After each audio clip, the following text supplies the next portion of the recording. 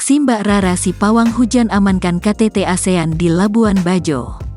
Rara Istiati Wulandari si pawang hujan yang pernah membuat geger jagat raya saat beraksi di gelaran MotoGP Mandalika 2022 akan kembali beraksi di konferensi tingkat tinggi KTT ASEAN Summit ke-42 tahun 2023, Selasa, tanggal 9 Mei tahun 2023.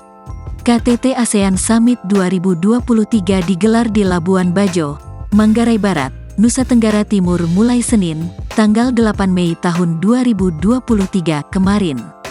Dikutip dari pos tanda hubung kupang.com, saat tiba di Labuan Bajo, Mbak Rara langsung menuju pelabuhan Marina untuk melakukan ritual. Saat Mbak Rara melakukan ritual, cuaca di pelabuhan Marina terpantau hujan rintik. Namun setelah melakukan ritual, cuaca di area kawasan pelabuhan itu diketahui kembali cerah.